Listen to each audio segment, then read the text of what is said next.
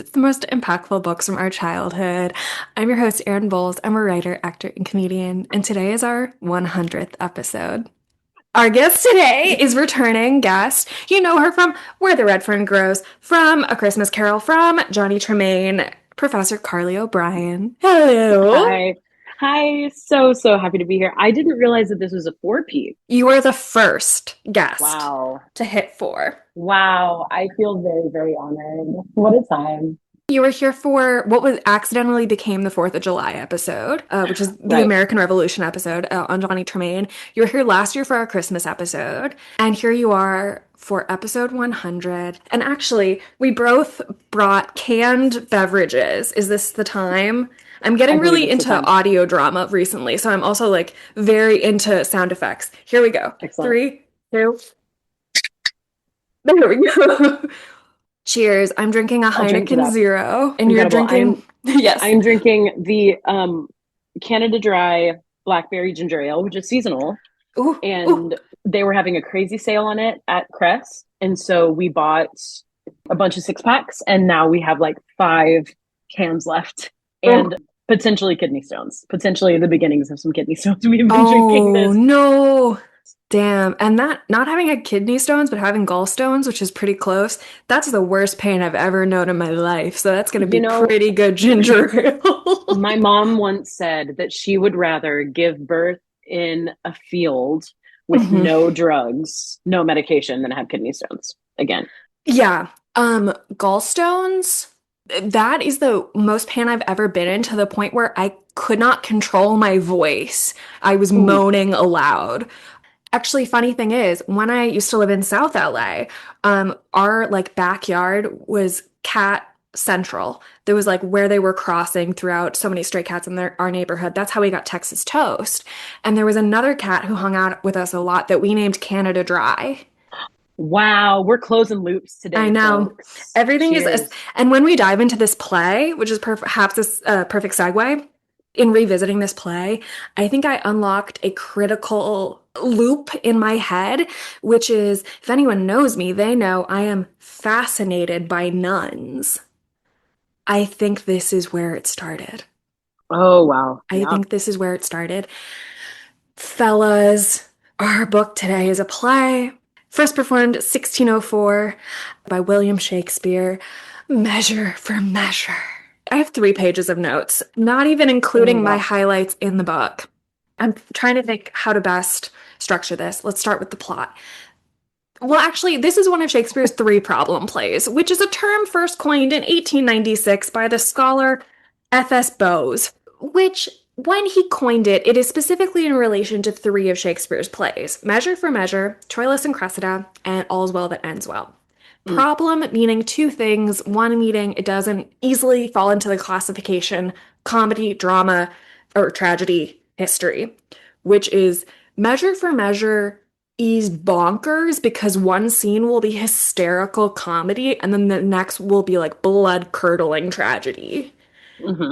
And another definition includes a protagonist has a situation representing contemporary social problems. Like the term was coined around the time of like Ibsen writing, like Hedda Gabler or A Doll's House, where you're really dealing with contemporary issues and learning about 1604, learning about the setting in which this was first written and performed. Oh, yeah. Oh, yeah, this is about, but Measure for Measure is about, it's like I just did Flowers in the Attic, and this is similarly a difficult thing to summarize. Yeah, Because like my best summary of it doesn't even include the main character, which is the Duke. absolutely. Yeah. So my best summary is that Isabella, who is moments from becoming a nun, is told that her brother is about to be executed the next day for premarital sex. So she goes to the temporary governor, Angelo, and he says, I will let your brother go if you sleep with me. And that is the great moral conundrum. What will she do? What is actually, do you mind, since this is episode 100, if Yeah. I start with my story with this play? Hop in, please. So, I first read Measure for Measure when I was a senior in high school. And I realized I read it over Thanksgiving break. And we were recording this like 3 days before Thanksgiving. So it Mm. might be around exactly 11 years since I read this play for the first time. But I was in high school. We had a Shakespeare club, which I was not a part of, but it was very small to fill the gap between the drama club, the fall play, and the spring musical. And everyone knew that I was not a theater person, but I was like the screenwriting person, the playwriting person. So we had to every year read, just in the whole county, a Shakespeare play every year in English class. And I have a lot of thoughts about how Shakespeare should be taught in schools. Tuck that away. So they like, we would get to Othello that year, which was actually hysterical because we read Othello like 2 months earlier in class, and Othello premiered like a month before Measure for Measure originally premiered. That's crazy, two in 1604. But you would get to like Othello or Hamlet or something, and everyone would be like, this is Aaron's time to shine. We get it. So, Shakespeare Club, I was not a part of, but had a lot of friends who were in it. And my junior year, they did Titus Andronicus, which, for those who don't know, is perhaps the bloodiest, goriest, most haunting, horrifying Shakespeare play. I saw the Julie 100%. Taymor movie and needed to throw up like 5 times. It Yeah, is it's brutal. horrifying. And Shakespeare Club had to turn a whole Shakespeare play into a 30-minute segment to perform during English class, like 3 times in one day. And that's it.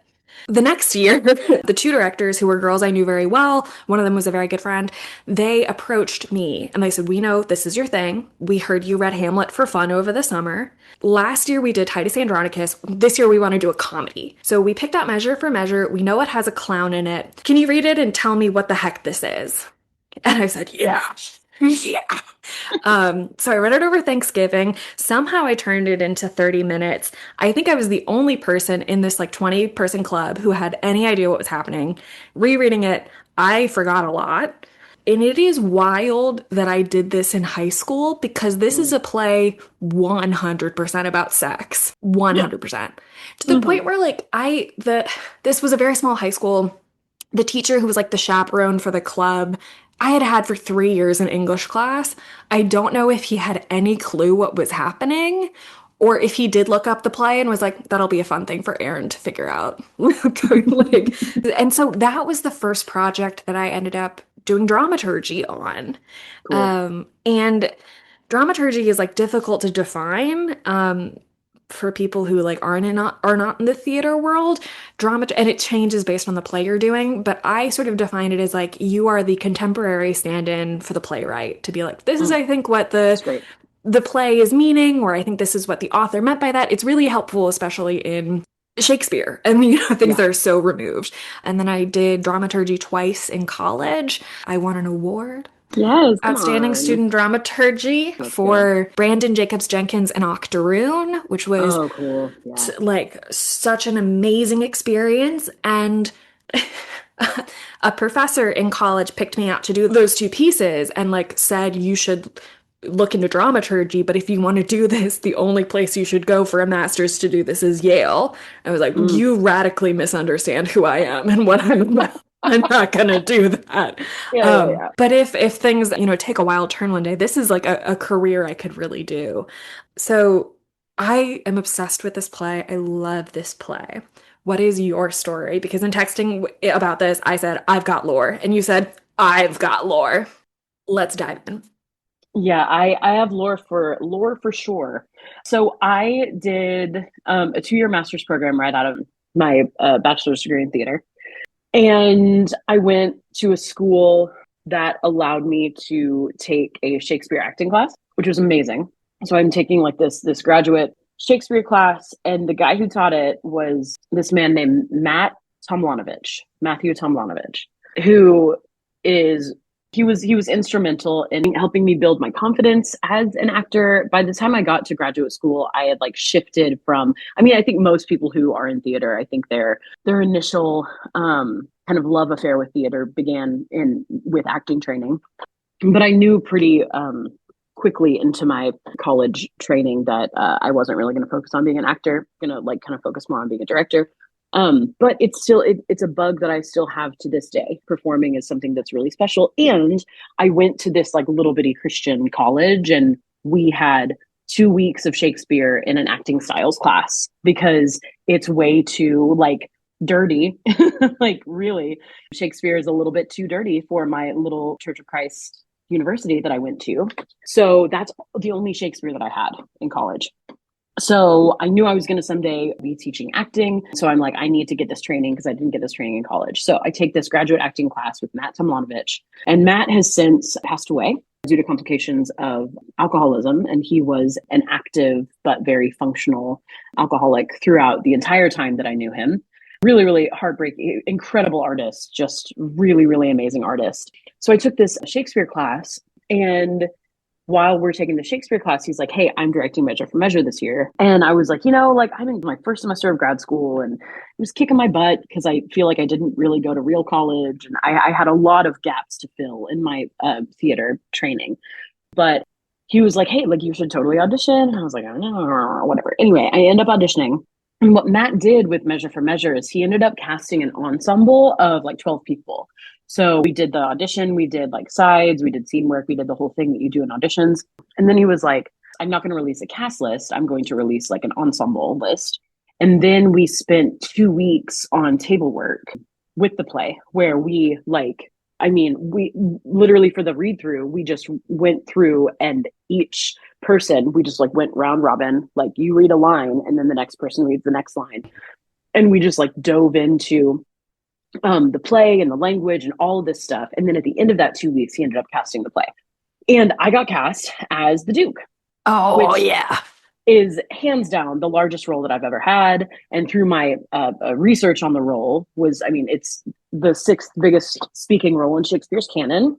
And the Duke is the Which main character that we omitted from yes, from the plot yes, summary. the We'll get Duke to that. is no, totally. So like that's so interesting that your frame of understanding it kind of disregards the Duke just because, and I get it, I understand Mhm. why you want to disregard the Duke, but because that was my way into the play and that was like my point of reference, it becomes about like this guy who Yeah. just was like, we have these laws and I really haven't been keeping them very well. So I'm just gonna like have someone else do my dirty work. Like I'm out of here and like good luck, peace out, have a good time. So that was like my way into the play and it kicked my butt because I had never done Shakespeare and I'd specifically never done something that big. And Matt was a really, really fantastic mentor, a beautiful artist, incredible teacher and director. And I kept being that person. Like, I think that we've all been that person in rehearsal where it's like, I'm the one that doesn't know my lines. Like, it's me. Everyone knows that it's me. And I know no one knows more than anyone that it's me that doesn't know my lines. And I would just be so apologetic in rehearsal. And he would always be like, hey, did anybody die? No, it's fine. You'll get it. You'll totally get it. And it's something I literally say to my actors to this day. So a million shouts out to Matt Tomlanovich. Thank you for this play and for his teaching of Shakespeare made me completely fall in love with the language and with the stories and all of that stuff. So that is my way in to Measure for Measure.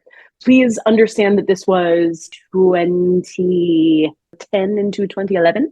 So it has been a minute, but it has been so much fun revisiting this. Oh my And gosh, yeah.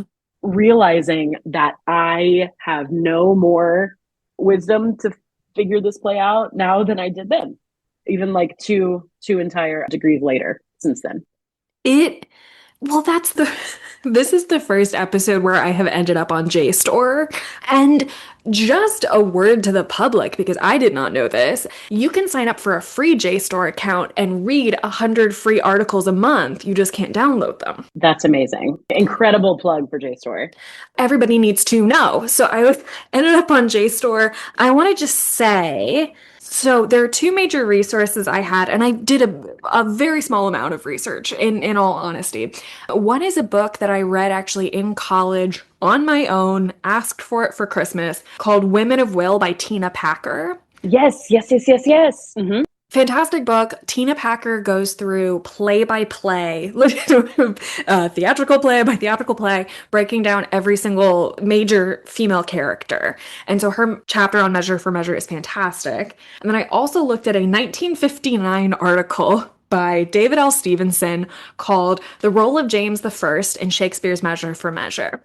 Because the historical context for this I had no idea about and is incredible. So, performed for the first time on December 26th, 1604. That year, Midsummer Night's Dream is performed for the first time, I think, in January, and then Othello is days, maybe weeks before Measure for Measure. But 1603, year before, Queen Elizabeth I dies. James I becomes King of England after a 45-year reign of Elizabeth, and he had already been King of Scotland, so he becomes King of both. Everyone is terrified. Everyone is terrified because we have not had a new ruler in England for 45 years. This has been a generation. And if you know anything about this period of English history, you just had like 3 or 4 successions that radically changed the reality of the world you are living in. Henry VIII breaks from the Roman Church, and then his son comes along and dies very young. Then his older daughter, Mary I, comes in, who is Catholic, who brutally murders Protestants. Then you have Elizabeth come in. So James I comes to power, and everyone is like, is this gonna go well? Even in like the first year of his reign, Sir Walter Raleigh is arrested and found guilty of a assassination plot against him. The year after this is performed, in 1605, is the Guy Fawkes plot, again to murder James I. And there's also plague happening. So James I's coronation in 1603 is really small because they're social distancing. And part of the many ceremonies about becoming king is that you have to like have a formal entrance into London, like a parade. And his is postponed by 7 months because of the plague. And when he becomes king, he starts work on the King James Bible almost immediately, which is, if I'm not mistaken, it's the first time the Bible has been printed in English. And so at the end of, in 1604, Shakespeare's acting company becomes the designated, like the king's men. It is his special troupe. So they perform for him, and one of his first acts as the King of England was to convene a conference of bishops and Puritans, so sort of polar opposites on this religious spectrum, to try to resolve their long-standing differences and maybe continue reforming the church. And what's cool is that Shakespeare is able to find this middle ground in this play that is all about Roman Catholics. It takes place in Vienna, in which he can criticize Catholicism and criticize Puritanism on these opposite ends of the spectrum, and continuously is like, you are here starting a new administration. What should government look like? What should extremism look like? So it's such a cool time period in which this is presented. And I think Measure for Measure, I've read 7 or 8 plays by Shakespeare. I've also seen The Tempest live when I was in maybe 9th grade. We went on a field trip to, I think, Philadelphia, and we saw The Tempest in an old ruined church. There was like glitter coming. It was incredible, breathtaking. And I once at like the Baltimore Arts Festival or something, I saw like an improvised version of Midsummer Night's Dream where like they just had their lines, which is actually, I think, pretty similar to how original, I mean, because there was such turnover in original Shakespeare plays. You couldn't do the same thing every day.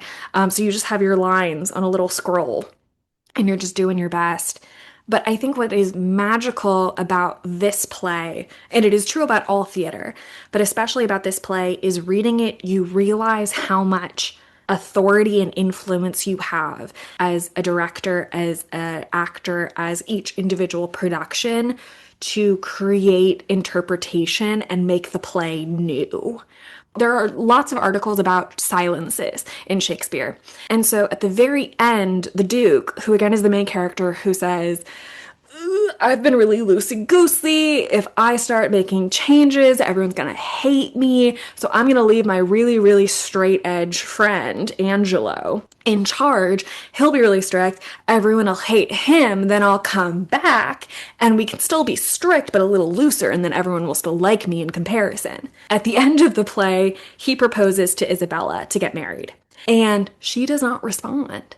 And that is, I think, one of the the most quintessential extreme examples of that interpretation. How do you handle that Mm. moment? I love Yeah. Our production was like super bare bones. Like I love that you're talking about different interpretations because I mean, this play being like a problem play, meaning that it doesn't get wrapped up nice and neat at the end. Like the thing that we say is that like in a tragedy everyone dies and in a comedy everyone gets married.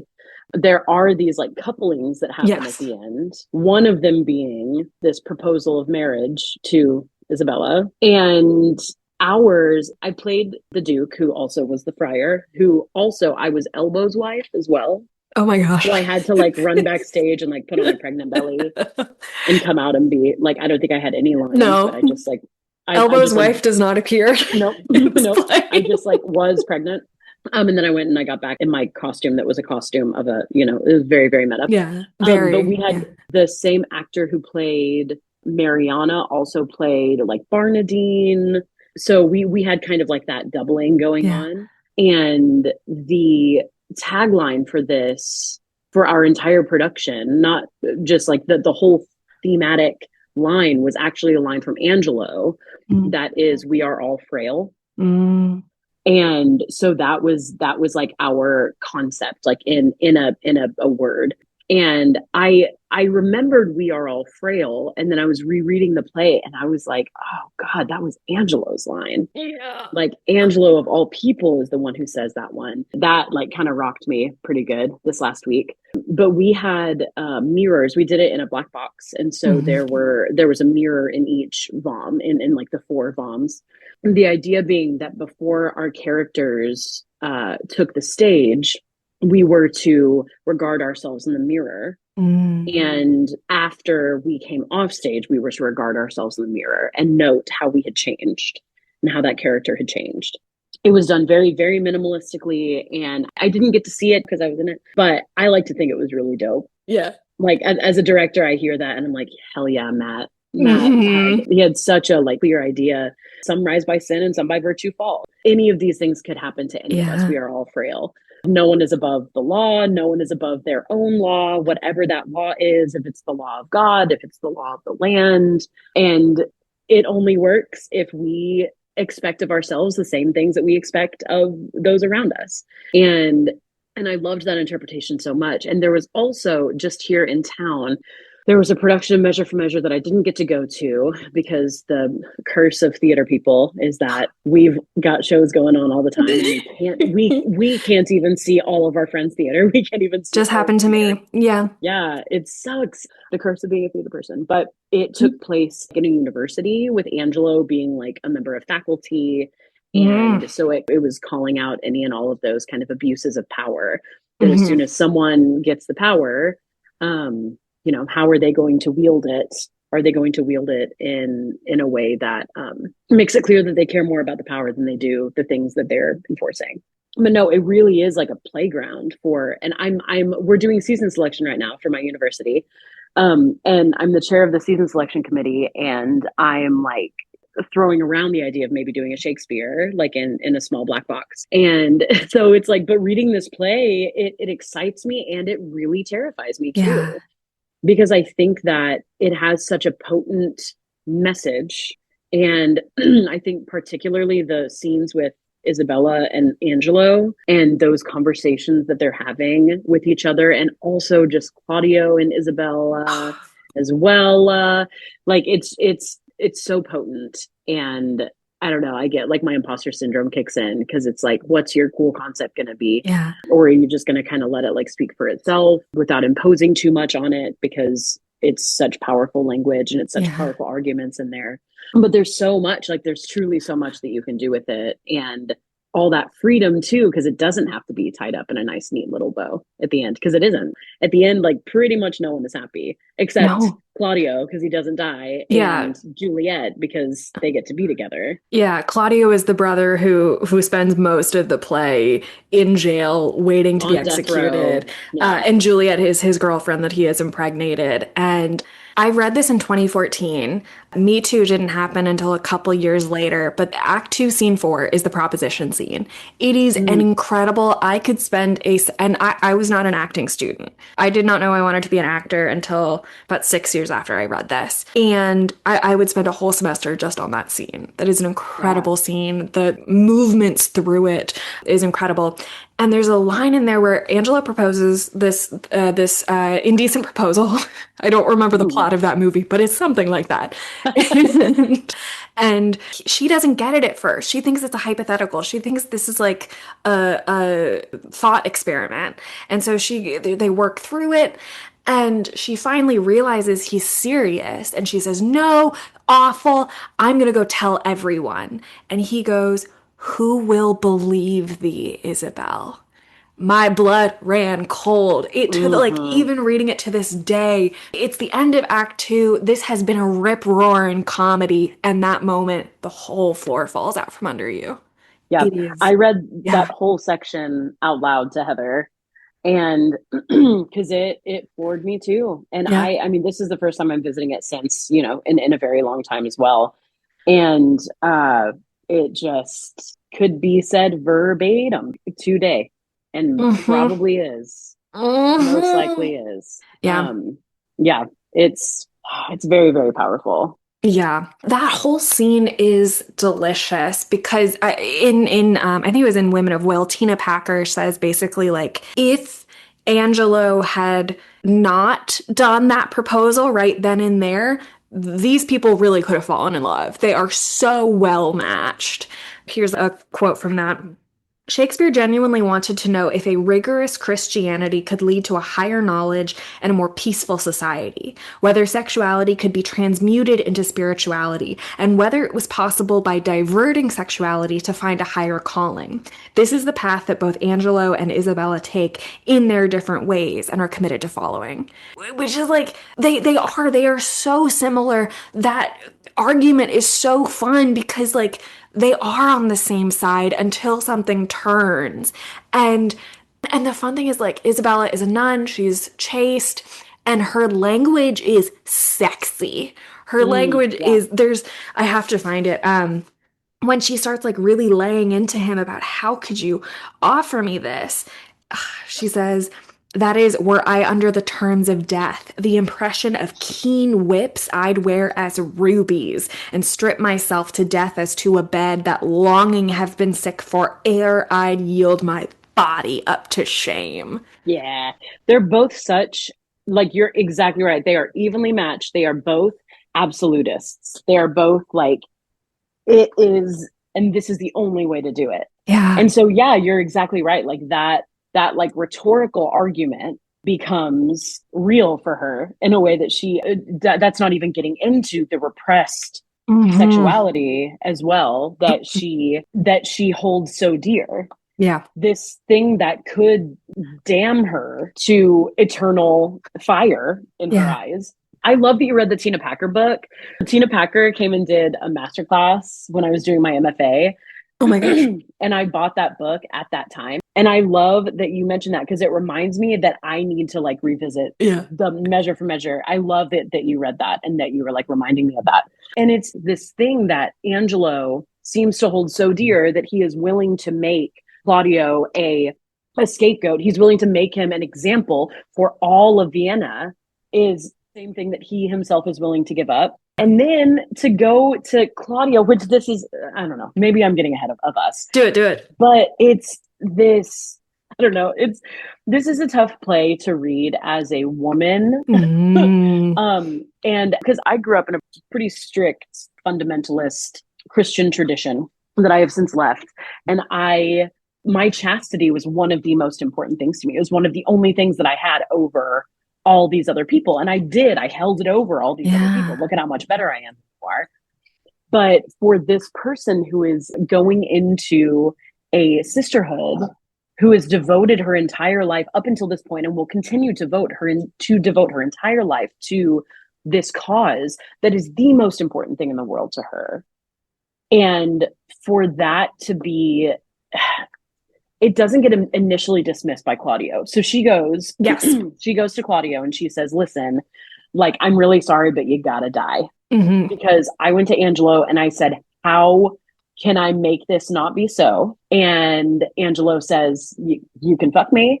Yep. And she's like, cool, that's a big fat no for me. Yeah. And so she goes to Claudio and she's like, I'm so sorry, but I can't do anything. And she tells him of this proposition that Angelo Yeah. makes to her.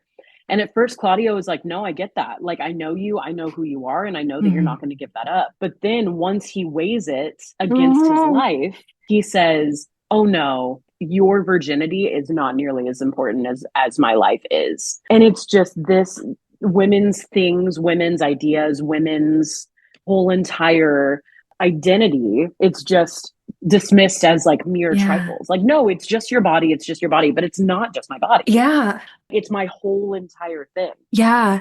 Well, Men's there's, whole impulses and lives yeah. are put in this balance, and balance is one of the main ideas of the play, I think. Yes, exactly. There's so much there. One thing I want to point out is this is again just like a beautiful dramaturgy note that I don't know how you would ever really convey it to an audience, but Isabel is one of my favorite characters of all time because she is so full of Mm-hmm. contradictions. The first we see of her, she is talking to a nun, she is about to enter, and she's basically like, I don't think you guys are strict enough. Like, I think we should Yes. be a stricter. And she's Yeah. joining the Order of St. Clare, which is one of the strictest Mm-hmm. nunneries you can get. And she's there being like, it's a little sloppy around here, which I love. And when she goes to Angelo and he's like, hypothetically, not me, but if someone were to say, give up your body, she's like, yeah, I would do it. I would do it. Mm-hmm. And then they go on for a couple pages. And when he says, like, I don't think you get it. And the only way he can really make her get it, and again, I think this is could be such a fun, I never think about directing until I read this. Really, Mm-hmm. truly. The only time that she really gets it, he says, like, I love you. And I think that's the interesting thing. I think the thing that breaks Angelo is partly the power, obviously, but also that he's horny because she is chaste, because she is Yes. virtuous, Mm-hmm. and because she is able to spar with him as an equal logically. And that's a moment he goes, plainly, I love you. I would love to direct that because I think that's a moment of discovery for him. I don't think he Mm. knows that until that Yeah. moment. And that's when she says that, with whips as keen as rubies, Mm-hmm. line, and it becomes clear to her. And she goes to Claudio in the very next scene and he starts agreeing with her. And then he gives this beautiful monologue that something I read was like Claudio's monologue here is one of Shakespeare's best. Oh yeah. And it is so similar to Be or Not to Be and Mm-hmm. Hamlet, which is roughly 4 years earlier. It's pretty snappy, the dialogue, at least in this portion. And he goes, oh, Isabel, what says my brother? Death is a fearful thing. Mm-hmm. And then she goes, and shamed life a hateful. Mm-hmm. And he gives this beautiful speech basically saying, like, there's this idea, and even Angela presents it of like, if it is a sin that you are compelled to do, God will not hold it against you. Yeah. Which Claudio makes the argument, and she says, she lays into him. She says it's a kind of incest to buy your life with my virtue. Yeah. And Angelo is not bound to save Claudio's life. He doesn't. He can sleep Yeah. with Isabella and still kill her brother. But Isabella basically says, like, if I do this, your life will be spared, but my virtue will die, and we will both Yeah. have to live with that forever. Mm-hmm. Yeah. And you'll have to live with the knowledge that you pimped me out. Yes. In 11th grade, we took AP English language. which is like all about arguments and all about debates. So that Hmm. year for our Shakespeare play, we read Julius Caesar because it's all about Okay. arguments. And that made sense to me. But I didn't realize that this play is all about that. It is Yeah. all arguments and posing questions. And it's something so cool about Isabella as a nun. And this is like where my nun lore started, because I think one of the central arguments in this play is Shakespeare saying like the more rigid you hold yourself, the harder you try to adhere to this, the more you will crack. Because Yeah. perfection in this rigid sense is impossible. I Hmm. wrote a play, or not a play, a movie last year about a nun, about 2 centuries before this. And my sort of thesis, and especially being a woman within the church, within society's rules for a woman, the rules are contradictory. The more you Hmm. try to achieve it, you will never get there, Yeah. and it will drive you crazy to get there. So, Yeah. reading this and seeing that, and then looking at my work, that's why I made this podcast. That's why I Yeah. made this podcast. Yes, 100th episode. Here's to that. I No, just knocked totally. my I glasses think, off. well, yeah, listen, it's knocking our socks and our glasses off.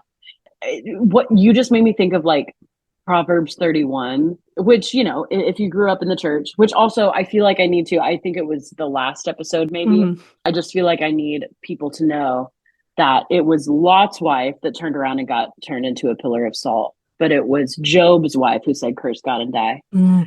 I listened to that episode and I was like, Carly, you fucking idiot. um, I look like a bad ex-Christian. Proverbs 31 is this passage of scripture that is like, I mean, it's embroidered, it's cross-stitched onto everything. It's this idea that like you should be like a Proverbs 31 woman.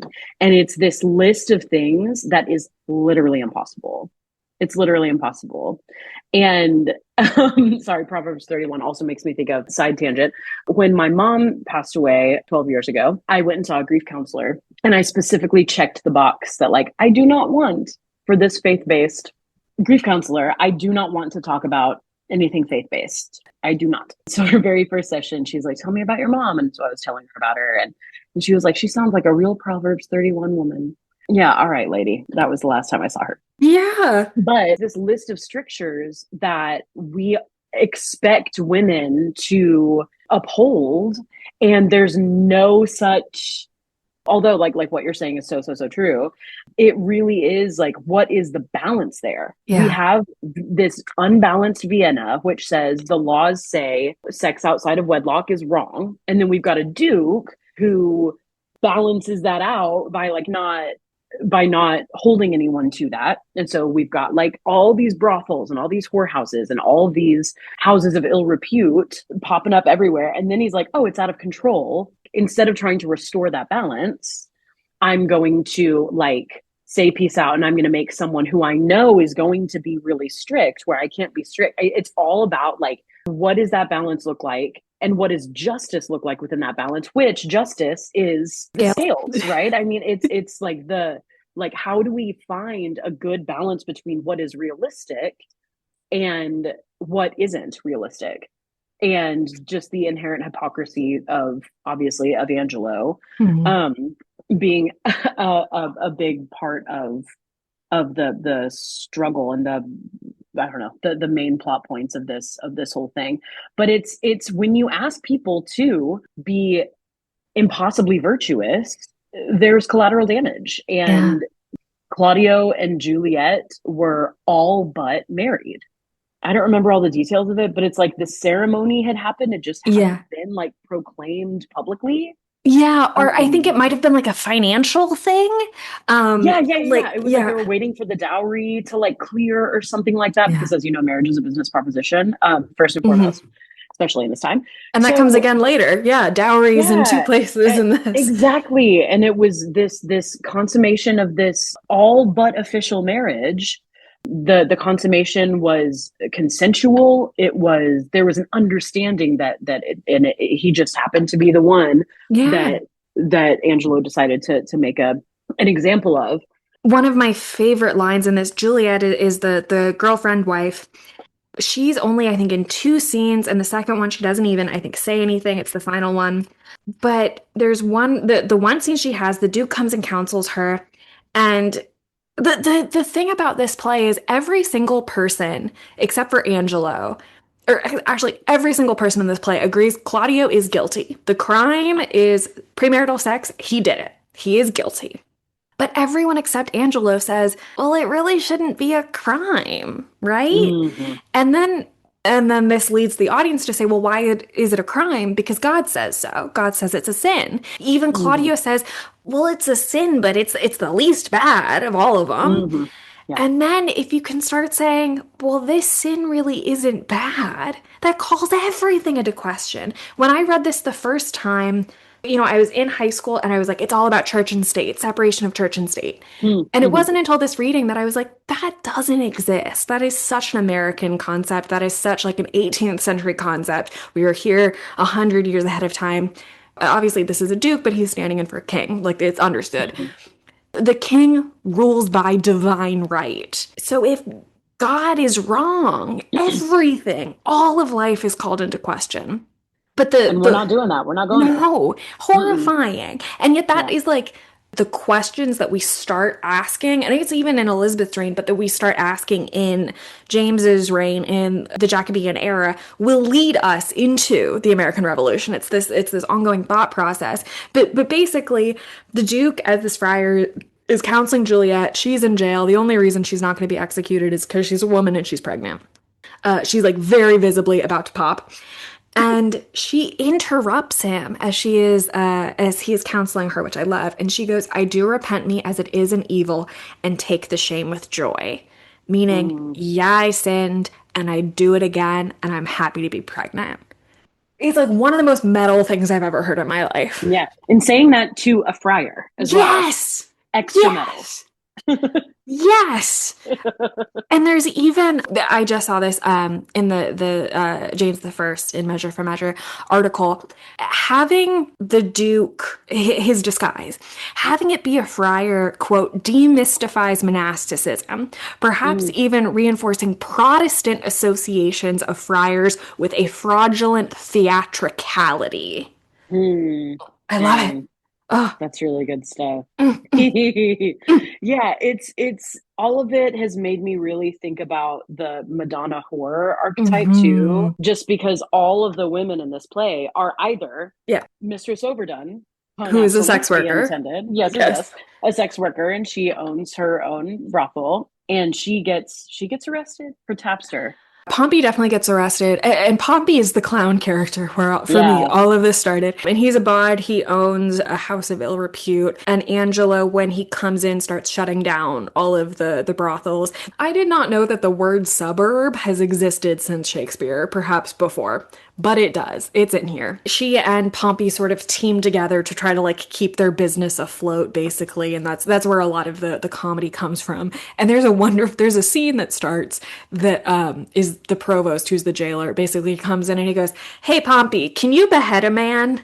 And Pompey's like, "Yeah, if he's single, I don't care."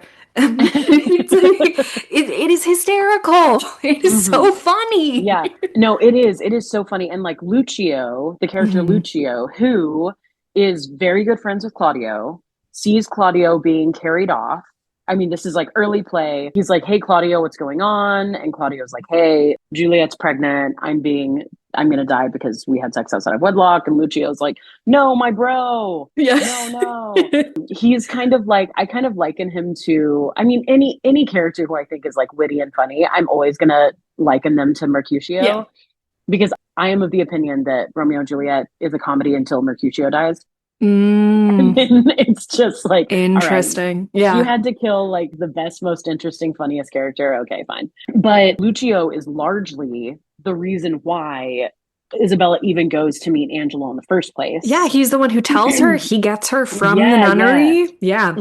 Yeah, they Lucio is in the room while she's having the first conversation with Angelo, and is saying like, "Hey, you're doing great," or "Hey, remember what the point is. You're going to try to see if there's any way at all to spare your brother's life." And I also think that his stuff with the Duke is so funny Oh my too. gosh. Like Yeah. those lines where he's like, "No, I know the Duke very well," and the Duke in disguise as the friar is like, "Huh, do you?" Interesting. It's Yeah, so funny. Yeah. it's so deeply funny. Like truly some of my favorite comedy in Shakespeare is in this play. And yet there's also just these agonizing arguments and church and state, church is state, etc. And yeah, like every woman in this play is either a chaste nun or it's either Madonna or whore. There's kind of no middle ground. Even Juliet, Yeah. who is like, hey, I Hmm. would do it again. Like I feel completely justified in doing that. And then we've got Mariana, who We have not is even, no, we haven't even yes, summarize, touched please. Mariana. Yeah, so Mariana and Angelo were betrothed, and Angelo like left her. Angelo completely like dismissed her after her dowry was lost in a shipwreck. So, if we, in case there weren't enough reasons for us to really hate Yes. Angelo, Well, and we've got even he jilts her and then spreads rumors about her that yes, she's yeah, like right. he does everything he can to make sure she cannot get a new fiance.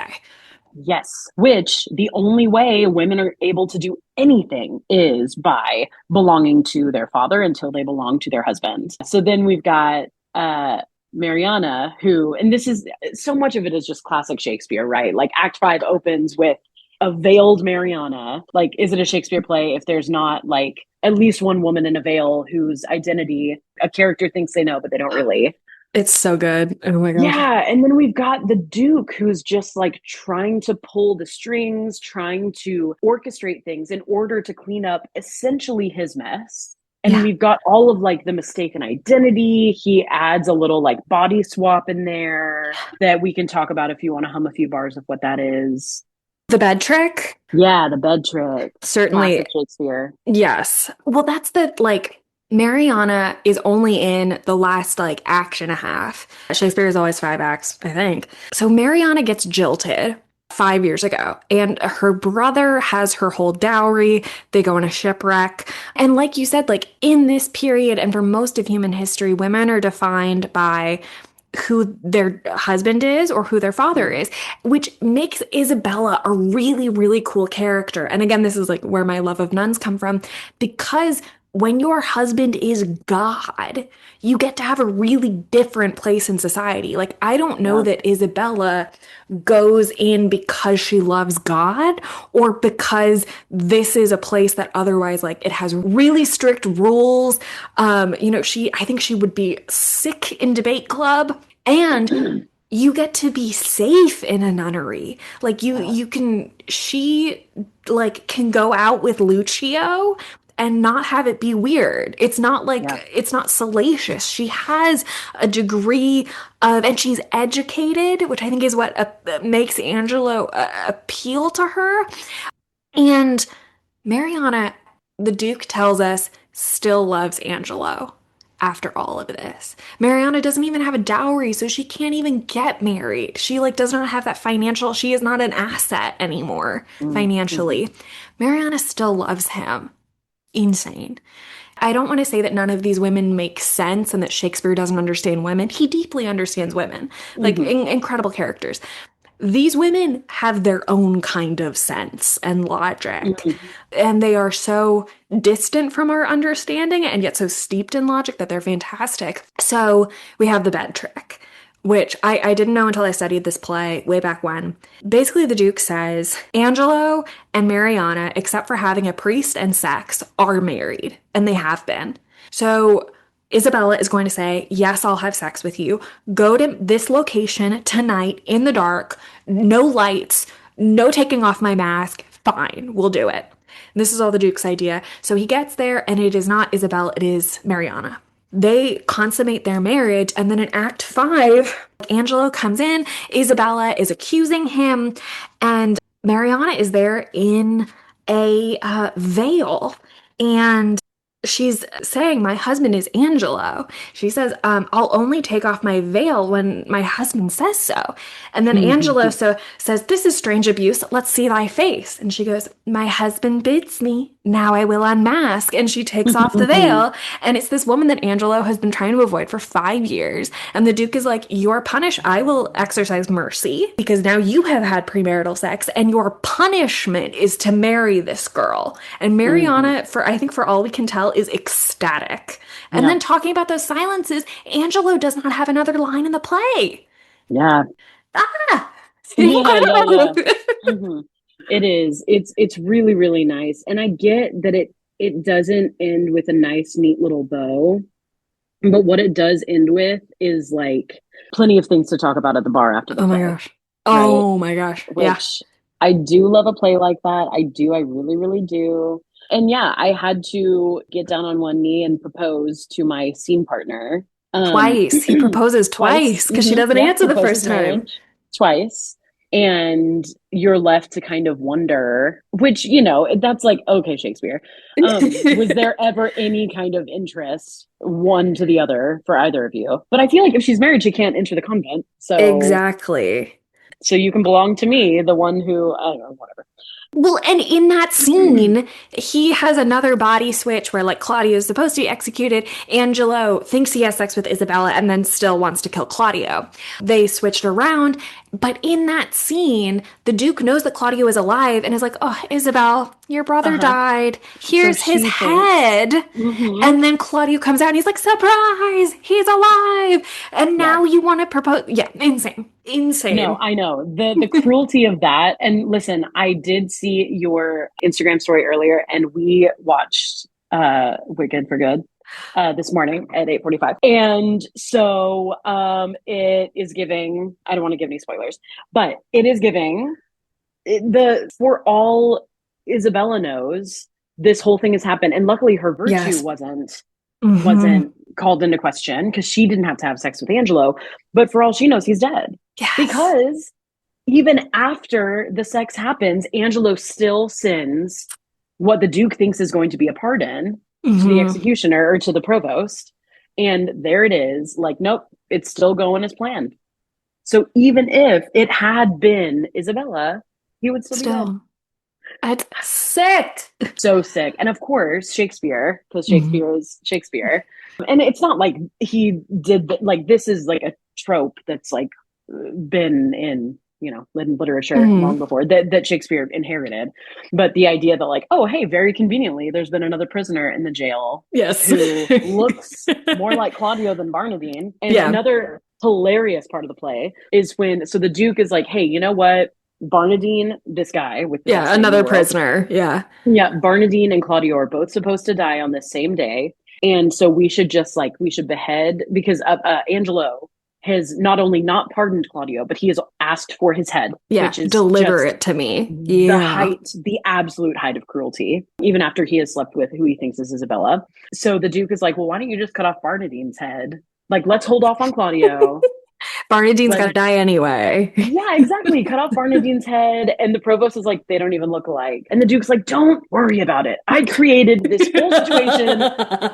Don't make me face my decisions, okay? Don't worry about it. Exactly. Just bring Barnardine's head to Angelo and it'll probably and the It'll death all work makes out. people look and then Barnardine's like they're like, okay, Barnardine, time to Time to put your head on the die. block. And Barnardine's like, bro, I've been drinking all night. Barnardine is like, I don't feel like it today. And And they're like, everyone okay, well, says, that's even sure. better. That's even better because now you're drunk. And so you're not even going to know. You're just going to go from drunk to nothing. So whatever. And Bernadine's like, bro, I'm not. I'm Mm-mm. good. Like, y'all can come No. back. And they're like, all right. Yes. They don't. But very conveniently, there's a prisoner who looks more like Claudio than Barnardine. So let's just like cut his head off, which, of course, the ethics of that are like, Maybe I like retconned this. He might already be dead and yeah, like lying around. yeah, The- let's just give it the old one too.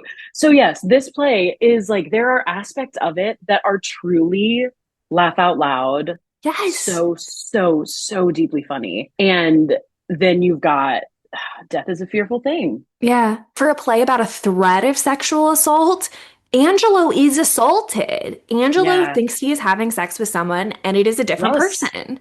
Uh, Absolutely.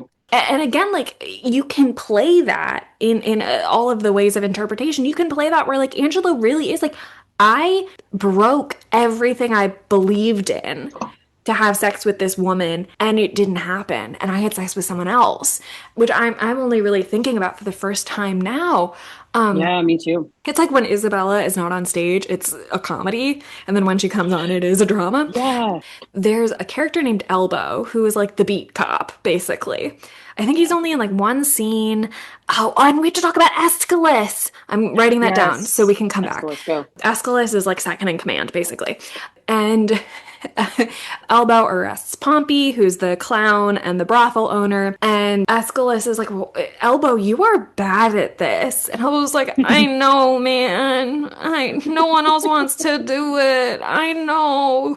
And Aeschylus is like, okay, we'll find like six smarter people and like bring them to my office tomorrow. And Yeah. we'll, you shouldn't be doing this job. And Yeah. like all of it, and this again like makes understanding Shakespeare from 400 years later even harder. Elbow is so stupid, he's using the wrong words. He's Yes. Yeah. like He's he a, there's a word for it because there's a lot of Shakespeare's yes. characters. I need to look it up. I'm embarrassed. But it is so frustrating because he's like he says respect when he means suspect, like his Hmm. and he keeps being like, yeah, I hate my wife. And it I takes like despise. yes, it takes like 3 pages for Aeschylus to be like, what do you mean? And finally figure it out. It's hysterical. And I want to talk about Aeschylus because I'm still proud of some of the choices I helped make in that 12th grade version of this. Tell me everything. Malaprop. That's what it is. That's what it is. Malaprop. Malaprop, that is it. Malapropisms. So many of them. I touched on this earlier. I don't think Shakespeare should be taught in like middle school or even some of high school Hmm. because it is so many kids' introduction to theater and it makes them think theater is impossible. Yes. There is nothing wrong with introducing kids to theater in a contemporary, accessible way. I have so many thoughts on it, especially because, like, you start thinking that you never want Shakespeare. You start thinking that you're stupid. There's so many, like, Hmm. things you have to unteach about Shakespeare that it's like, this is Yeah. meant to be for everyone. This is meant to be Hmm. for poor people who can't That's read. the whole point. Yeah. It is the whole point. But Aeschylus is the Duke's second in command. And there's this hysterical line in the very first scene where he's putting Angelo in charge, and he's like, Aeschylus should actually be in charge. Like he's my second. He should actually be in charge, but we're giving it to you. And Aeschylus is just gonna help you out. There's no explicit reason given other than what we understand is that the Duke probably knows that Angelo definitely knows that he will be this strict, might even know that he's gonna crack. I don't think so. Hmm. I'm still piecing that out. There's a speech later on that I don't think so. But why doesn't he give Aeschylus this job? And it's because Aeschylus has been on his side. Aeschylus is like, you don't need to kill Claudio. But in high school, we had more girls than boys in this club. So I cast a woman as or a girl as Aeschylus. And then it's an immediate answer. Why don't you give Aeschylus, the qualified person, the job? Yeah. Because she's a Hmm. woman. I'm No. still galaxy brain about that. That is a very Galaxy Brain choice. And our Aeschylus in the production that I was in was also a woman, Mm, which was awesome. But also I was a woman. well, But I was playing the Duke as a man. And I got to have a cool fake beard whenever I had my friar habit on. So I also was wearing glasses as the friar because everyone knows that you look so different in glasses and you can be a yes, different person, Clark Kent. But yes. I also I found some pictures from my Oh, days. I please wish I send had them to me literal. if you I think I can. have literal rehearsal pictures, but they're on Facebook, and I'm not on Facebook anymore. Yeah. But I will send you, like, please, no one judge them because it was 2011. Anyway, I was using bad Instagram filters. It was 2011. Okay. Judge not, lest you be judged. Okay. Measure for measure. That is like the most frequently quoted line. Not even quoted, but like throughout this play, everyone is like, "What if Angelo? What if it were you, Angelo? What if you were Hmm. in his shoes?" To the point where it's like a little annoying. But that is Yeah. like Yeah. every single Well, person is saying it. absolutely. It's just remember that that you too are not above the law of the land, and even if you have the power to be above the law of the land, you are not above God's law because in Yeah. this world, church is state, and you're not above that same level. And if that justice can't happen, then I'll make you marry your ex-girlfriend that you don't want to Yeah. marry. There's even, I mean, I think in the final like pages, he even says something measure for measure. But people often say that the title comes from a Bible quote in Mhm. Matthew 7:2. For the same way you judge others, you will be judged, and with the measure you use, it will be measured to you. It really is. And it's, I mean, obviously the religious imagery in this play is runs rampant. Hmm. And the body, BODY, also a little bit Hmm. of BAWDY as well. Hmm. Because if you're ever wondering if it's a dick joke in Shakespeare, it is a dick joke. It is a dick joke, yeah. If And they're ever for talking about swords, they're talking about dicks I did 100% not of the know time. this until reading this. A bod, BAWD, Mm, is a we need a better word for this, but a pimp. The seller of sex workers. That like it has a specific meaning, which I did not know yeah. beforehand. I thought it was like general. Yeah, there's so much. I started whenever I when I first started reading the play, I started to make a list of the mentions of like copulation and its Hmm. consequences. Like the amount of times pregnant is used. Like you can better believe, especially in a play like this, if there can be a double meaning, there's double meaning in that, which Hmm. is a quote from Much Ado About Nothing. Also, the malapropism, like while we were talking about the malaprops, which is like I despise my wife, and he means I I know he uses respect when he means suspect. suspect. Yeah. And there are entire characters in Shakespeare's canon that do this. And Dogberry, the character Dogberry in Much Ado About Nothing, almost every single thing he says is a malapropism. So he thinks it's the correct word, but it's not the correct word. Anyway, these mentions of like pregnant is in there anytime they're talking about organs.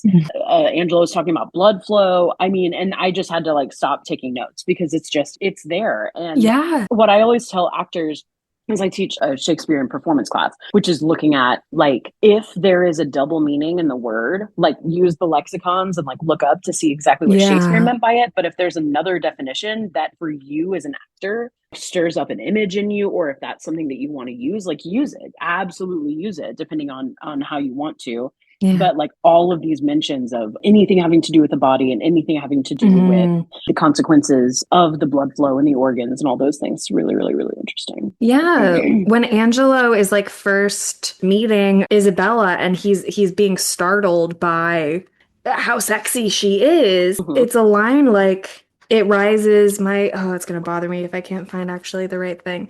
But it is like it stirs my blood. Um, no, I'm not gonna be able to find it. Yeah, I'm not gonna be able to find it. But Act Two, Scene Four in my copy is absolutely torn up in Mhm. how much I highlighted it. It's a great scene. Yeah, and when Angelo leaves and it's Isabella's final soliloquy, it starts with, "To whom should I complain? Did I tell this? Who would believe me?" But there's even like again this comedy. There's Pompey and Elbow and Froth and sort of all of these kind of criminals and things. And Angelo is like, "Well, I'm gonna go and let you guys handle this." And he says, "Hoping you'll find good cause to whip them all." And Aeschylus Mhm. goes, "I think no less. Good morrow, your lordship." And they're just like, "Yeah, well, yeah. It's Yeah, so." yeah. Measure for Measure, Act Two, Scene Two, Hmm. which is the first time. It's when like Lucio is in the room and is trying to Yes. encourage Isabella to continue to try to find any way to help save his friend and her brother. That This might be is, I where it think, was. Yeah. where a lot of the rhetorical arguments are coming in here. And there are lines in here that are just so delicious. Yes. Isabella says, "Oh, it is excellent to have a giant's strength, but it is tyrannous to use it like a giant." Yes. And again, just in characterization, she meets Angelo. She says, "Please let him live." He says no. And she goes, "I had a brother then. Heaven keep your honor." She's like, "Okay, then bye." Like, that's Mm-hmm. it. That's all because she so firmly believes, like, yeah, he did Yeah, it. yeah. Let's keep going in that scene. That's such a good scene. It's so good. Well, I like to spend a lot of time in his last monologue in this Yeah, scene, in yeah. Angelo's monologue, that is, we're The, just talking about what yeah. we mentioned earlier, which is like, man, he says, like, never could a strumpet with all her double vigor, art, and nature Mhm. once stir my temper, but this virtuous maid subdues me quite. And that's where Um, this one of the most famous lines, "The tempter or the tempted who sins most," Yeah, which yeah. in 2025 is like bullshit. It's like the attempt did. It's a very Yeah. simple question.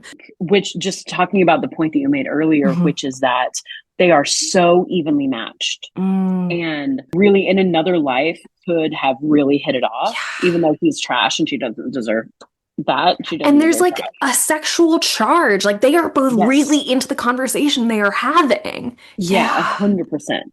And he says, "O cunning enemy, that to catch a saint with saints dost bait Yes. thy hook," which is like, I'm a saint and you're baiting, like, my bait is another saint. Like, this is like someone who's so well Yes. matched to me. I have that highlighted Um, too. Yeah. oh, it's so good. It's so good. This whole scene is really, really, really beautiful. And the Hmm. turn, I think you're exactly right. Like Yes. the turn from her like not understanding the proposition. And I guess I'm trying to remember if the actual proposition takes place in the next in scene 4, I Yeah, I guess. think I'm Right? pretty sure I highlighted it. Yeah, oh, because it's such a good line. He's saying, "No, it's a sin. I'm gonna kill him." And again, early in that, he says, "Your brother cannot live," and she goes, "Even so, have him keep your honor," which is again like leaving.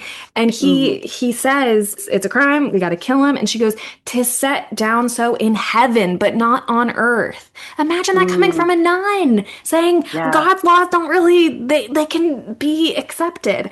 And then right Mm-hmm. then he says, "Say you so. Then I shall pose you quickly," which is hypothetical. "Which Mm, ye had you rather, that the most just law now took your brother's life, or to redeem him, give up your body to such sweet uncleanness as she that he hath stained?" Such sweet uncleanness. mm-hmm. Yeah. And then she says, "I had rather Yeah. give my body than my soul." And Might he's there like, all not, right.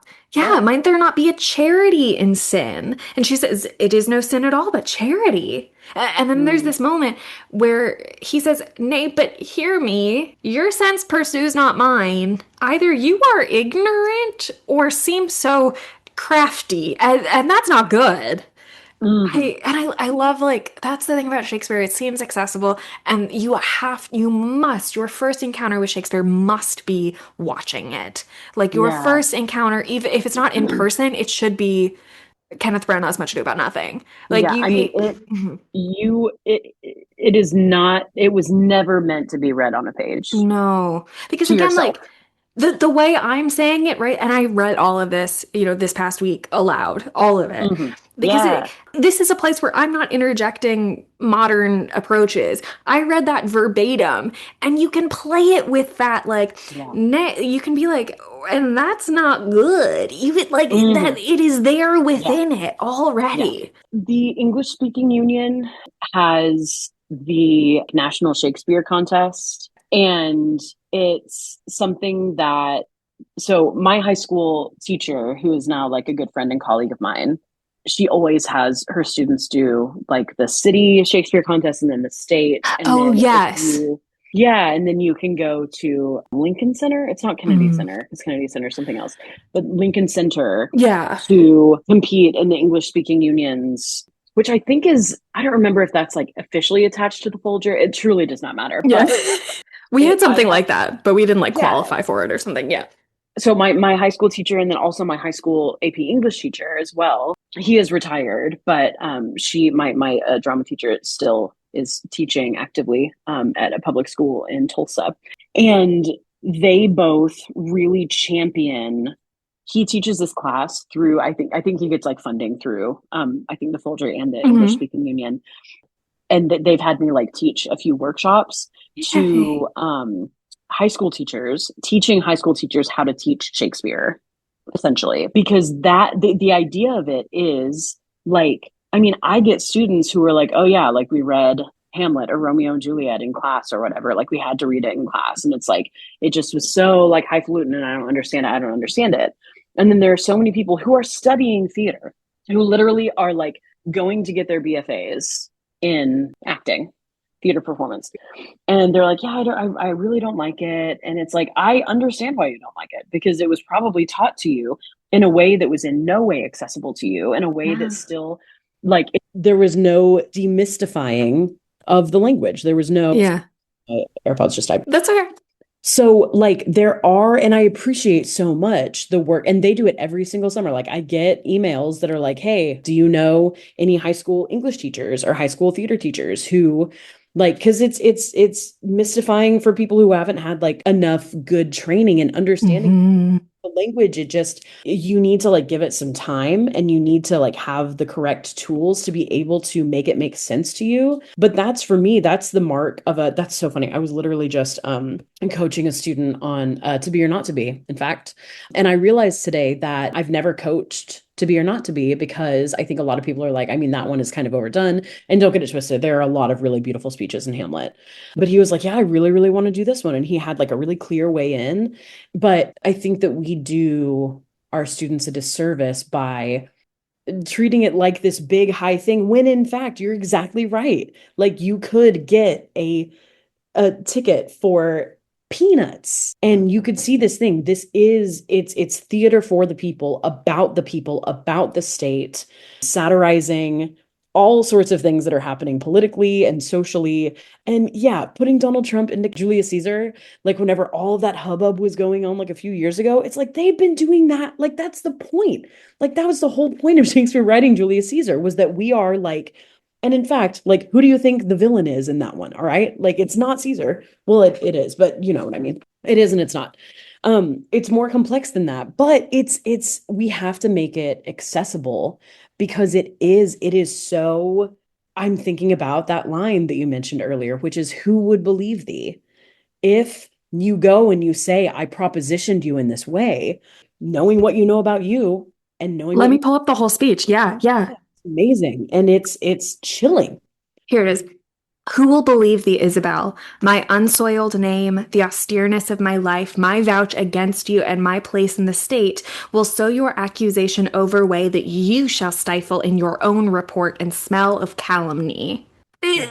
Oh It's my right gosh, there. it's It's right right there. there. There's just like a few extra words that we have to kind of make sense of. And, Hmm. there's like whatever. There's like the rhyme scheme, which sometimes exists, which is only just going to like make it more fun for you as an actor. Exactly. There's a scene when like the Duke is like, "Oh no, Angela's actually really bad," and I think it's at the end of an act, and he starts rhyming, and that like is so satisfying because you get inertia. Like when you Yeah. have a rhyming monologue at the end of a scene, you're like, "Let's go Yeah. get it." That's Uh-huh. like when you're about to enact a plan. It is so delicious. It is, it is. And it's, all of it is just fodder for an actor to have a little bit more fun with it, and to internalize it in a way that makes it more fun for them and more fun for the audience. The job of the actor, it shouldn't be the job of the audience to have to like make sense of the language whenever you're watching a Shakespeare play. I call Hmm. it, like, if I see a production of Shakespeare where I have to like put on my Shakespeare ears,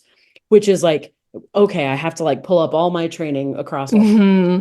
Shakespeare, and okay, now I have to like do that work. But like, all that needs to happen is that like that actor has to internalize the language, make it their own, which is all they're doing with contemporary language too, acting like any of these things are words that actually came out of them, and just know exactly what they're saying, and then take that extra step to just communicate that meaning to the audience. And it can be really, really transformative. One of my favorite things to hear from students who see a Shakespeare is whenever they're like, I didn't realize that it was going to sound so much like, yeah, it's like iambic pentameter. It's really not too far away from our own like stresses and unstresses. And yeah, Yeah. I'm going to take my class and you're going to learn all of the boring rules about it. And that's fine. But you have to know what the rules are, so that you know that when you're going to break them, it's going to be for a specific reason. Because me as an actor, I'm going to break away from that pentameter right now because I am so overcome with this or with that. So it's all there. And yeah, you have to learn the boring shit so that then you can be ready to like break it all and burn it all down. Exactly. Thinking about like what other plays I read in grade school, I think we read Prometheus Bound, and my last year we read Master Harold and the Boys, Oh, mm-hmm. which is a South African play about apartheid. And I don't know if we read any others. And it just, well, I recently I read Hedda Gabler for the first time, which is an Ibsen play, and we read A Doll's House too many times in college, just a stupid amount of times. Mhm. And as moving as those plays are, that is a foreign language. That is not the original text. And that's the crazy thing about Shakespeare is like there's a little translating, in the footnotes, but this is our language. This is our not ancestry, but the ancestry of our language. And Yeah. I wanted to remember to say this. At least as of September of this year, I don't know about right now, the Royal Shakespeare Company in the UK is putting this on, Oh. but Are they they doing original pronunciation? they took out all the comedy. Oh, damn. It is just the drama part. And I remember at some point when I was in college, I think it was the Globe. There's this actress that I love called Romola Gary, who was in a very little known British show called The Hour that I still think is one of the best shows of all time. And she was going to play Isabella. And Mm. I really was like, should I go across the Atlantic Ocean to see this play? And I didn't, but this play is so important to me. It's because Yeah, it's like, I think a lot of Shakespeare plays, and he does have clear ideas, but I think also a problem play poses more questions than it does answers. And definitely. I mean that great moment where she doesn't answer at the end. The way we solved that in, 2014 is we had the whole cast is on the stage for the final scene. We had the Duke answer, get down on one knee, and Isabella looks at the audience, sort of like, what do Mm. I do? And then we waited a minute, and then we had the whole cast turn and look at the audience. And I Mm. really like that of just like turning it over. And it like, I don't know how I always feel about direct address, unless of course it's a soliloquy, and then that's the point. But I liked that act of like turning it over because Yeah. it is then like, okay, let's go to the bar and figure it out. Ugh, I love this Yeah, play. it's like a dare. Precisely. Which I really love. And yeah, like direct address, you totally have permission to do direct address in Shakespeare. Whether it's a soliloquy or not, it's like, hey, like I want you to be on my side. Like, are you guys on my side? Are you? No, I think that that's really great. Now that I'm kind of remembering that I think that we just ended that moment with a long silence and then the Duke just being like, Yeah. kind of like moving on to the next thing. Pregnant in the air. Yeah, God, Lucio is this important plot character, but is mostly also comic relief. And I just in the list of characters, there's Vincentio, the Duke, Angelo, the deputy, a little bit lower, Lucio, a fantastic. I have a post-it note that just says justice, justice, justice, justice. Yes, she says it 4 times. And that is when the Duke comes back at the top of Act 5, and that's when she makes her beg, thinking it's this man who's been gone in like Poland or something, and really he's been there with her the whole time. I think I was reading it in Tina Packer. It's like she doesn't just say it 3 times, she says it 4 times. And that doesn't really happen in Shakespeare. I No. mean, like Angelo says, oh, fi, in the same speech, this gentle maid subdues me quite, the one that we were talking about earlier. And I mean, things sometimes get repeated twice, occasionally 3 times, but 4 times is a pleading. Yes, especially like thinking about it, even as a reader, but especially as an actor, you're gonna get tired by the fourth time you're saying it. So, like, you have to make every single one punch or have it be like you're tired by the fourth one, but it's so important. You have to. Yeah, Yeah. yeah, you have to use it as an actor. So they say justice over and over and over as soon as Isabella and the Duke as the Duke, Hmm. not hidden as the friar anymore. Angelo says, "My lord, her wits, I fear me, are not firm. She hath been a suitor to me for her brother, cut off by course of justice." Isabel has a shared line, which is Hmm. by course of justice. So that's a repetition.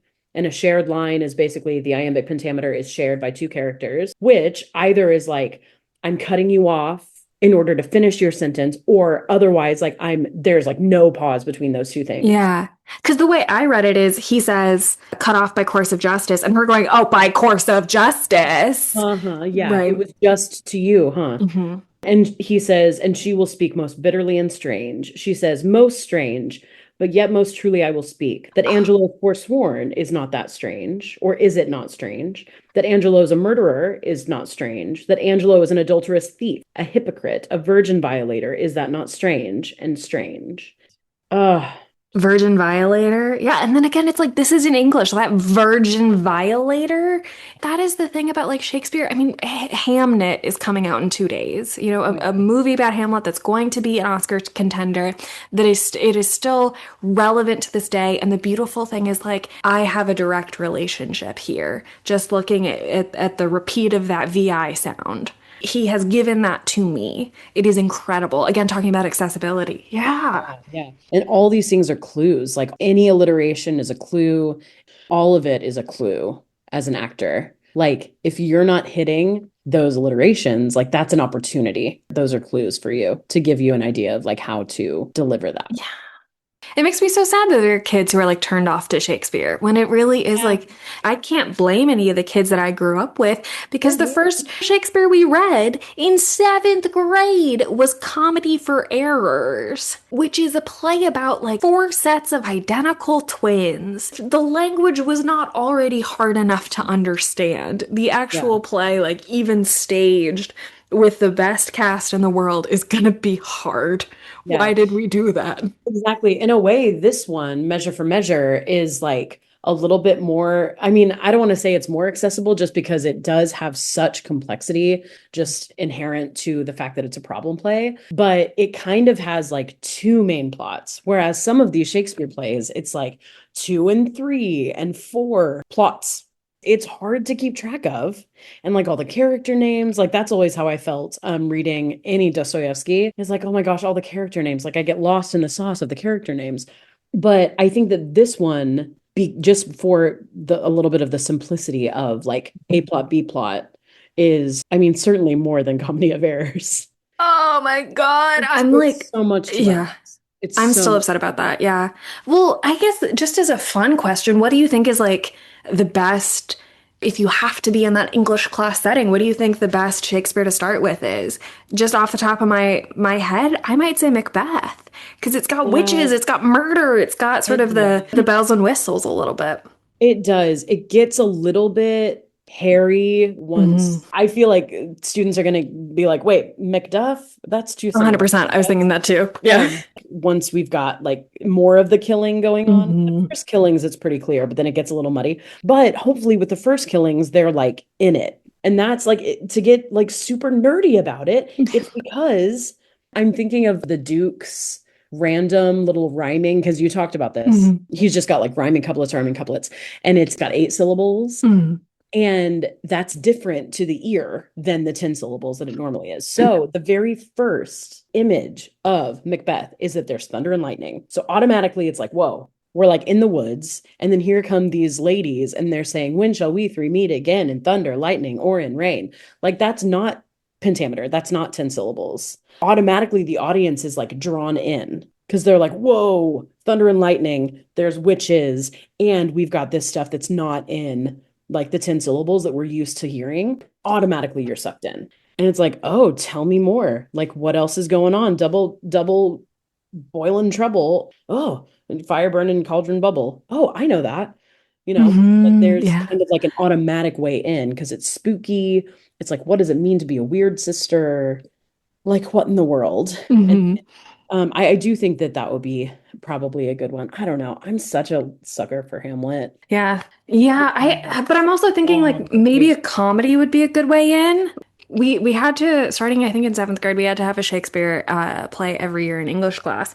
And in eighth grade, my English teacher was really sick often. So we got to the end of the year and we still hadn't done a Shakespeare play. And so she was like, guys, I feel awful. I'm going to put on the Much Ado About Nothing movie Mhm. and we're all just going to tell everyone that we did it. And I have never seen a group of eighth graders so engrossed in a film. We watched The Crucible. We did not care. But we watched Much Ado About Nothing and we were hooting and hollering. Yeah, and that's the period Much Ado About Nothing. Like Hmm. before the cancellation of Joss Whedon, I really liked his because it was modernized. So that's even with like a period Much Ado About Nothing. But no, Much Ado is a great one because there's like the scenes where it's like, oh, hey, I wonder if, have you heard that Benedict loves Beatrice? Like all of that stuff. And then the Benedict Beatrice feud. I mean, you kind of get lost in Act 4 because of the whole hero thing, which once again is a question of like virginity. Because I've done Much Ado, I've directed Much Ado, and if you modernize it, it's really hard because a modern audience doesn't understand that Leonardo had every reason and every right to literally kill Hero for having had sex before marriage. And like there's just no context for that if you're not going to do it in the period.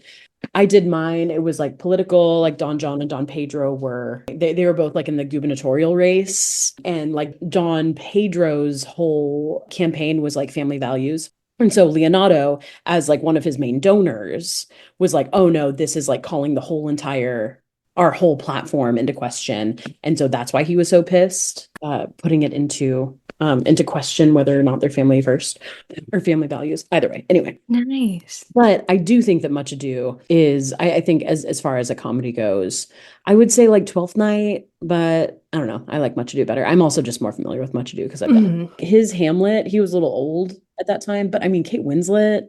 I know Hamlet's a lot to ask. It's a lot to ask of. It was unbelievably polarizing. I don't teach script analysis this year, but I guess the discussions on Hamlet, there were a lot of people who were like, I hate Hamlet. Yeah.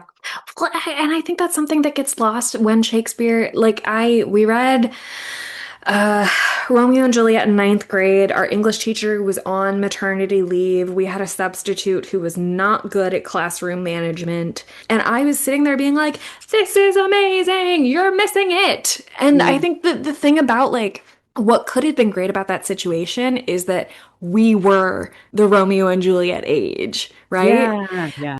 But I think it's so difficult for to force kids to take it seriously because they understand that Romeo and Juliet, their actions from a distance don't make sense. We Yeah. get it. And the focus is so much about, wherefore art thou and this beautiful romance, when to me, Romeo and Juliet is about the parents. Absolutely, yeah. It is about, the severity of the parents creating an unlivable, untenable situation for the kids that like so it like there were a lot of moments where I was like, you don't get it. And everyone else was like, Erin, we have to go to history class right now. You know? Yeah. I'm so glad that you were a Shakespeare nerd from a very young age. Yeah. David Oyelowo is doing Othello. He's playing it. Rachel Brosnahan is Desdemona and Cynthia Riva as Emilio. I just heard. Dang. Yeah. Who's Iago? They haven't said yet. Mm. Mhm. It is a play that I could talk about for 30 days, Yeah. uninterrupted. Mhm. I'm going to say it's required reading. It's absolutely required reading, yeah. It's just really good. I don't have anything I more. know we've said so much. It is like, I hate the term problem play Mhm. because it makes you go, then I'm not going to read that one. Yeah. And so it's something that I actually have been thinking about so much for the last like year that I think applies to this is it is such a mistake in approaching art to assume that a choice is made by a writer or an artist from a lack of ability than Mm-hmm. purposeful. I think people, and maybe I said this earlier, so much of the literature I read on Measure for Measure, so many people consistently called it bewildering, which I think is fair. It's confusing, especially if you read it instead of seeing it. And there's also a lot of people who criticize it, who are like, it's one of his bad plays. And of course, all of it, he wrote like 30. They can't all be good, sure. Hmm. But it reminded me so much of last year. I had a table reading night, and one of my scripts was in it. And it's a comedy, and it has this one line where an older woman who's out of touch, trying to relate to the youth, says something of like, you should go get a wet claw instead of a white claw. Hmm. And that's because she's out of touch and trying to relate to the youth.